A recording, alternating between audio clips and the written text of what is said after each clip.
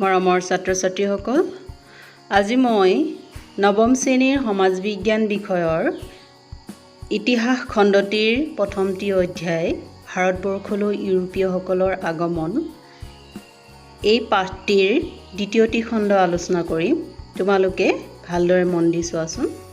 ছাত্ৰ-ছাত্ৰীসকল, আমি ইতিমধ্যে পূৰ্বৰ ভিডিঅ'টোত ইংলিছ ইষ্ট ইণ্ডিয়া কোম্পানী ভাৰতবৰ্ষলৈ বেহা বেপাৰৰ উদ্দেশ্যেৰে আহি কেনেদৰে ভাৰতত ইংলিছ ইষ্ট ইণ্ডিয়া কোম্পানী শাসনৰ পাতনি মেলিছিল সেই সম্পৰ্কে আমি আলোচনা কৰিলোঁ। আজি আমি আলোচনা কৰিম কোম্পানীয়ে শাসন প্ৰতিষ্ঠা কৰাৰ পিছৰে পৰা কেনেদৰে শাসন কাৰ্য চলাইছিল সেই বিষয়ে। ছাত্ৰ-ছাত্ৰীসকল, মূল বিষয়লৈ যোৱাৰ আগতে আমি এটা কথা জানিব লাগিব যে ভাৰতত সুদীৰ্ঘ ইংৰাজ শাসনৰ কালছোৱাক দুটা ভাগত ভাগ কৰিব পাৰি।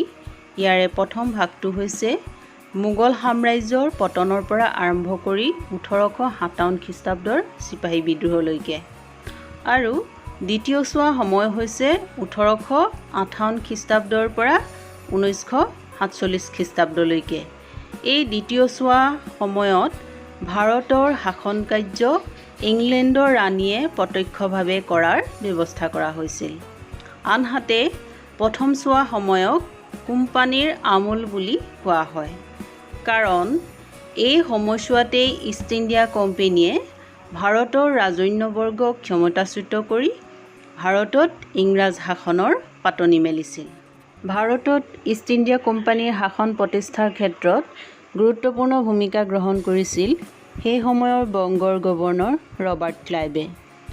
অতি কূটনৈতিকবিদ ক্লাইভে 1765 খ্ৰীষ্টাব্দত মোগল সম্ৰাট শ্বাহ আলমৰ লগত এলাহাবাদ চুক্তিৰ জৰিয়তে বংগ, বিহাৰ আৰু উৰিষ্যাৰ ৰাজনৈতিক কৰ্তৃত্ব হস্তগত কৰিছিল। ইয়াৰ উপৰিও ভাৰতত কোম্পানীৰ শাসন আৰু অধিক দৃঢ় কৰিবৰ উদ্দেশ্যে 1765 খ্ৰীষ্টাব্দত বংগদেশত দ্বৈত শাসন প্ৰৱৰ্তন কৰিছিল। দ্বৈত শাসন বুলি ক'লে এনে শাসন ব্যৱস্থাক বুজা যায় যি শাসন ব্যৱস্থা দুটা ভাগত বিভক্ত আছিল।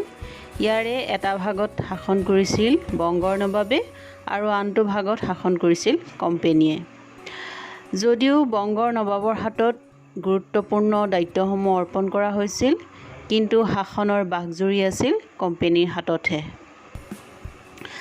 ৰবাৰ্ট ক্লাইভৰ পৰৱৰ্তী সময়ছোৱাত আন গভৰ্ণৰসকলেও ভাৰতত কোম্পানীৰ শাসন দৃঢ় কৰিবলৈ যথেষ্ট গুৰুত্বপূৰ্ণ ভূমিকা পালন কৰিছিল। তেওঁলোকৰ ভিতৰত উল্লেখযোগ্য আছিল ৱাৰেন হেষ্টিংছ।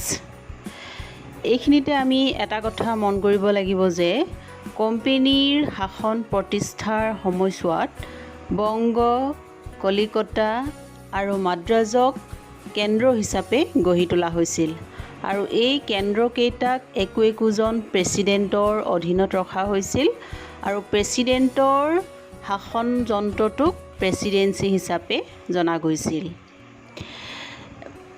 ইষ্ট ইণ্ডিয়া কোম্পানীৰ শাসন ভাৰতত প্ৰতিষ্ঠা হোৱাৰ লগে লগে ইংলেণ্ডৰ গৃহ চৰকাৰেও ভাৰতত ব্ৰিটিছ শাসন অধিক কটকটীয়া কৰি তুলিবৰ বাবে 1773 খ্ৰীষ্টাব্দত ৰেগুলেটিং এক্ট অৰ্থাৎ নিয়ন্ত্ৰণকাৰী আইন নামেৰে এখন আইন প্ৰৱৰ্তন কৰে। এই আইনৰ জৰিয়তে বংগৰ গভৰ্ণৰজনক গভৰ্ণৰ জেনেৰেল হিচাপে স্বীকৃতি প্ৰদান কৰা হয়, আৰু মাদ্ৰাজ আৰু কলিকতাৰ গভৰ্ণৰক বংগৰ গভৰ্ণৰ জেনেৰেলৰ অধীনলৈ অনা হয়। তদুপৰি 1784 খ্ৰীষ্টাব্দত পিটৰ আইনৰ জৰিয়তে ভাৰতত দুখলপীয়া চৰকাৰৰ ব্যৱস্থা কৰা হয়।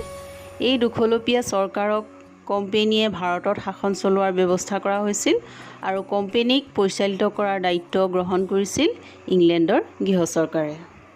ছাত্ৰ-ছাত্ৰীসকল, আমি ইতিমধ্যে আলোচনা কৰিলোঁ যে ইষ্ট ইণ্ডিয়া কোম্পানীয়ে বেহা বেপাৰৰ উদ্দেশ্যেৰে আহি কেনেদৰে ভাৰতৰ শাসনৰ বাঘজৰী নিজৰ হাতলৈ লৈ গৈছিল আমি ইতিমধ্যে আলোচনা কৰিলোঁ। এনেদৰে শাসনৰ বাঘজৰী নিজৰ হাতলৈ লৈ যোৱাৰ পিছতেই ভাৰতৰ দেশীয় ৰাজন্যবৰ্গ তথা জনগণৰ মাজত অশান্তিয়ে বিৰাজ কৰিছিল। তাৰোপৰি ব্ৰিটিছ যিসকল সৈনিক আছিল সেই সৈনিকসকলৰ মাজতো বিভিন্ন ধৰণৰ অসন্তুষ্টিয়ে দেখা দিছিল। সেয়েহে 1857 খ্ৰীষ্টাব্দত কেইজনমান চিপাহী অৰ্থাৎ মংগল পাণ্ডে যিজন আছিল 34 নং দেশীয় পদাতিক বাহিনীৰ এজন চিপাহী আৰু তেওঁৰ সহযোগী ঈশ্বৰ পাণ্ডে তেওঁ বেৰেকপুৰত বিদ্ৰোহ ঘোষণা কৰিছিল আৰু লগে লগে সমগ্ৰ ভাৰতজুৰি এই বিদ্ৰোহ বিস্তৃত হৈ পৰিছিল। কিন্তু এটা কথা উল্লেখ কৰিব লাগিব যে মংগল পাণ্ডে আৰু ঈশ্বৰ পাণ্ডেক অৱশ্যে ব্ৰিটিছ চৰকাৰে মৃত্যুদণ্ডেৰে দণ্ডিত কৰিছিল। এতিয়া এই চিপাহী বিদ্ৰোহৰ সূচনা হোৱাৰ কিছুমান আমি কাৰণ দেখিবলৈ পাওঁ। এই কাৰণবিলাকৰ ভিতৰত মূল কাৰণ হিচাপে আমি ৰাজনৈতিক, অৰ্থনৈতিক, সামাজিক, ধৰ্মীয় এই কাৰণবোৰ আমি উল্লেখ কৰিব পাৰোঁ। তাৰে ভিতৰত আমি কেইটামান কাৰণ থুলমূলকৈ আলোচনা কৰিছোঁ। সেই সময়ত যিহেতু ইষ্ট ইণ্ডিয়া কোম্পানী বেহা বেপাৰৰ কাৰণে আহিছিল, কিন্তু লাহে লাহে ভাৰতবৰ্ষত ৰাজনৈতিকভাৱে শাসন কৰিবলৈ লোৱাত দেশীয় ৰাজকীয় শ্ৰেণী আৰু জনগণৰ মাজত অশান্তিয়ে বৃদ্ধি পাইছিল।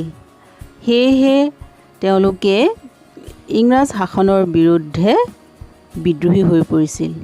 ইয়াৰ উপৰিও 1835 খ্ৰীষ্টাব্দত যিটো কোম্পানীৰ মুদ্ৰা আছিল তাত সম্ৰাটৰ নামটোও অন্তৰ্ভুক্ত আছিল, কিন্তু তেওঁলোকে অৰ্থাৎ ইষ্ট ইণ্ডিয়া কোম্পানীয়ে মুদ্ৰাৰ পৰা মোগল সম্ৰাটৰ নামটো আঁতৰাই দিছিল।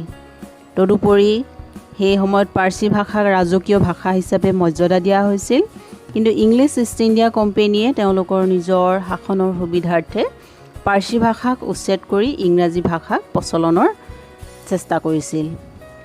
এনেদৰেই লৰ্ড ডেলহাউছিৰ প্ৰতিক্ৰিয়াশীল শাসনে ভাৰতীয় লোকসকলৰ মাজত অশান্তিৰ পৰিমাণ বঢ়াই তুলিছিল। এনেদৰেই সেয়েহে ভাৰতত ব্ৰিটিছ চৰকাৰৰ বিৰুদ্ধে বিদ্ৰোহৰ সৃষ্টি হৈছিল। এতিয়া আহোঁ আমি চিপাহী বিদ্ৰোহৰ ফলাফললৈ।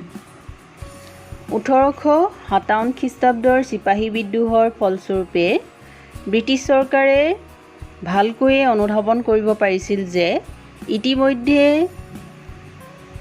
কোম্পানীৰ শাসনৰ তলত ব্ৰিটিছ লোকসকলৰ প্ৰতি ভাৰতীয় মনত তীব্ৰ অসন্তুষ্টি বৃদ্ধি পাইছিল। সেয়েহে এই ক্ষুব্ধ ভাৰতীয়সকলক সন্তুষ্ট কৰি ভাৰতবৰ্ষত ব্ৰিটিছ শাসন আৰু অধিক সুদৃঢ় কৰাৰ স্বাৰ্থত ব্ৰিটিছ গৃহ চৰকাৰে কিছুমান পৰিৱৰ্তন আনিবলৈ বাধ্য হৈছিল। এনে পৰিৱৰ্তনৰ ভিতৰত আমি আলোচনা কৰিম সাংবিধানিক পৰিৱৰ্তন আৰু সামাজিক পৰিৱৰ্তন। সাংবিধানিক পৰিৱৰ্তনৰ ভিতৰত ব্ৰিটিছ সংসদে 1858 খ্ৰীষ্টাব্দৰ 2 আগষ্ট তাৰিখে ভাৰত চৰকাৰ আইন নামেৰে এখন আইন প্ৰণয়ন কৰিছিল আৰু এই আইনৰ জৰিয়তে ইংলেণ্ডৰ চৰকাৰক ভাৰতৰ শাসনভাৰ পোনপটীয়াকৈ প্ৰদান কৰা হৈছিল। তদুপৰি ইতিমধ্যে কোম্পানীৰ আমোলত থকা নিয়ন্ত্ৰণ পৰিষদ, বোৰ্ড অফ কণ্ট্ৰল আৰু সঞ্চালক সভা অৰ্থাৎ কোৰ্ট অফ ডাইৰেক্টৰ্ছৰ অৱসান ঘটাইছিল। তাৰ পৰিৱৰ্তে ভাৰতৰ শাসনভাৰ ব্ৰিটিছ মন্ত্ৰীসভাৰ এজন মন্ত্ৰীক অৰ্পণ কৰা হৈছিল আৰু তেওঁক ভাৰত সচিব হিচাপে জনা গৈছিল। ভাৰত সচিবক সহায় কৰিবৰ উদ্দেশ্যে আন এখন 15জনীয়া সদস্যৰ পৰিষদ গঠন কৰি দিয়া হৈছিল আৰু এই পৰিষদৰ 8জন সদস্য হ'ব ব্ৰিটিছ চৰকাৰৰ আৰু বাকী 7জনক কোম্পানীয়ে নিৰ্বাচিত কৰি দিয়াৰ ব্যৱস্থা কৰা হৈছিল। তদুপৰি ভাৰতৰ শাসনৰ ক্ষেত্ৰত পূৰ্বৰ গভৰ্ণৰ জেনেৰেল পদবী অৱসান ঘটাই ভাইচৰয় হিচাপে নামাকৰণ কৰা হৈছিল আৰু এনেদৰে 1857 চনৰ বিদ্ৰোহৰ পিছত প্ৰথমজন আমি ভাইচৰয় হিচাপে পাম লৰ্ড কেনিং। লৰ্ড কেনিঙে 1858 খ্ৰীষ্টাব্দৰ 1 নৱেম্বৰ তাৰিখে এলাহাবাদত এখন দৰবাৰ আয়োজন কৰিছিল আৰু দৰবাৰতেই তেওঁ নিজকে মহাৰাণী ভিক্টোৰিয়াৰ প্ৰতিনিধি বুলি ঘোষণা কৰিছিল আৰু মহাৰাণী ভিক্টোৰিয়াৰ পত্ৰ ভাৰতীয় জনগণৰ আগত পাঠ কৰিছিল। 1857 খ্ৰীষ্টাব্দৰ চিপাহী বিদ্ৰোহে ভাৰতলৈ অনা সামাজিক পৰিৱৰ্তনো আছিল লেখত ল'বলগীয়া, কাৰণ এই সময়ছোৱাৰ পৰাই ভাৰতীয় লোকসকলৰ মাজত থকা সামন্তযুগীয় মনোভাৱৰ অৱসান ঘটিছিল আৰু তেওঁলোক পাশ্চাত্য সংস্কৃতিৰ প্ৰতিও আকৰ্ষিত হৈছিল। ইয়াৰ উপৰি ভাৰতীয় লোকসকল আত্মপ্ৰতিষ্ঠাৰ প্ৰতিও সজাগ হৈছিল আৰু তেওঁলোকে আমি ভাৰতীয় জনগণ হিচাপে একত্ৰিত হৈ পৰিছিল, কাৰণ তেওঁলোকে বিদ্ৰোহৰ সময়ছোৱা দেখিবলৈ পাইছিল যে সমগ্ৰ বিদ্ৰোহ ভাৰতজুৰি বিস্তৃত হৈ পৰিছিল যদিও সকলো জনগণ সংঘবদ্ধ নোহোৱাৰ বাবে এই বিদ্ৰোহটো ব্ৰিটিছ চৰকাৰে অতি সহজে দমন কৰিবলৈ সক্ষম হৈছিল। কিন্তু ভাৰতীয়সকল ঐক্যবদ্ধ হোৱাৰ বিপৰীতে ব্ৰিটিছ চৰকাৰে ভাগ কৰা আৰু শাসন কৰা কঠোৰ নীতি গ্ৰহণ কৰিছিল। ছাত্ৰ ছাত্ৰীসকল, আজি মই ইয়ালৈকে আলোচনা কৰিলোঁ। আকৌ পিছৰ ভিডিঅ'টোত আমি পিছৰখিনি আলোচনা কৰিম। ধন্যবাদ।